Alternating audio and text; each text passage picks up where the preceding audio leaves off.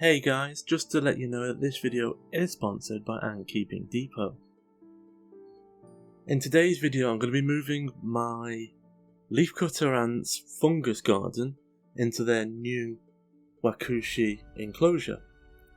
At the same time we're going to be hooking it up to their current pod to use as their trash and feeding pod until they're bigger.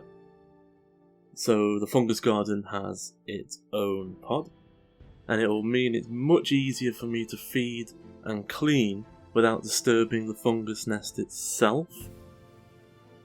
So I'm just going to go ahead and get what was quite a fiddly little bit of tubing. The two holes are slightly different tolerances between the beta testing pod that I have here and what this beta testing pod later turned into next to it. They're now connected together. So I'm just going to open up the expansion ports for the first time. I've never had two pods before, so this is the first time. And I've never used PTFE before either. So I've applied PTFE, and I'm also going to move the fungus garden into the centre with my spoon, but after worrying I was gonna damage it a bit too much, I just disinfected my hands with an eco plant safe solution. Used to use it a lot when I used to live on a boat, and not so much as a mark on the fungus garden. Rather really easy. A little bit, but if you can be gentle enough picking the attacking workers off your hand, it was way easier for me, because I know my queen's inside there somewhere. I would have made a right mess knowing me with utensils. So now they are in the new pod. I'm just going to make sure that any of the leftover fungus tiny pieces are just moved over as well, and then I'm just going to have a quick tidy up before I go ahead and get some PTFE on this. I never bothered using PTFE because I just assumed at 99% humidity that the effectiveness of PTFE would be short-lived, so I didn't waste my time. But recently saw a load of photos of fellow YouTubers with PTFE, and I thought, right, well, if they're using it, I'll give it a go. Maybe it's better than I was expecting.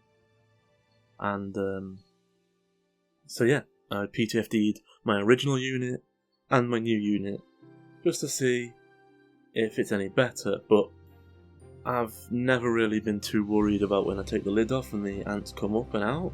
We're not in the sort of numbers yet that actually bother me, because they don't really run off. They just sort of sit there and look at you and fall back in on their own.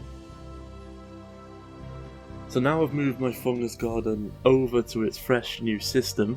It's fully topped up, and I've been hydrating this for 3 or 4 days before I actually put the fungus in. So I've only just put the lid on. So if you see the temperature gauge and the humidity gauge, if they're looking a bit on the light and low side, that's not actually true. The temperature is above 24, and humidity is around, from other sensors I've used, it's 98, 99. I want it to be above 99. I'm going to have a nice close-up look at them, and then I'm going to give them a nice new feed, because I can fit a lot more leaves in the original pot. Now there's no fungus garden in there. I was having to do like 1 or 2 branches. Anything too bushy would fall over onto it, and they really didn't like leaves that they hadn't pre-cleaned touching their garden, which I guess you can understand. Nobody wants any cross-contamination. After all, these leaves are all coming from outside.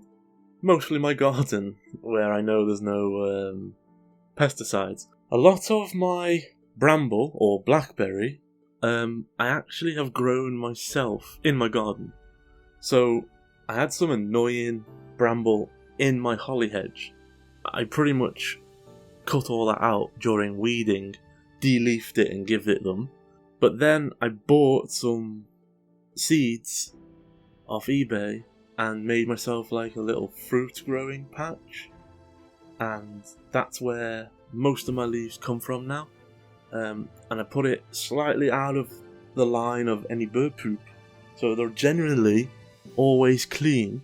And what I did as well is I protected them from slugs and snails around the bottom with cracked eggshells, things like that, some of the natural deterrents. And so yeah, not a lot of them were eaten by anything. Plan to do the exact same. I've got myself some elderberry seeds and stuff like that, and I'm going to see if I can't grow up like a big area in the back garden, which is going to look pretty cool, but it will literally be for leaf harvesting. And I'm hoping that little part of the corner of my garden out of sight grows with them. Because they're small bushes right now. I bought them at like 40 centimeter plants for the most part. I got like 2 types of elderberry that I bought at 40 centimeter, and then I'm growing seeds in a pot with its own 24-hour grow light, just until I get them quite big, and then I'll slowly move them out to outside. But yeah, hopefully I'll have a big massive bush once I have a larger colony. Or at least that's my plan. As we all know, plans not always go to plan.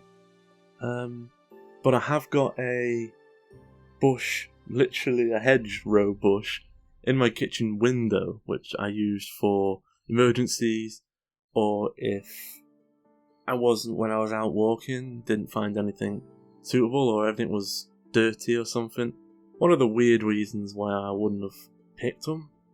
Then I'll give them salad, baby mix salad, and some of my hedging from my kitchen window. It's a weird place to have it. I promise I'm gonna plant it eventually.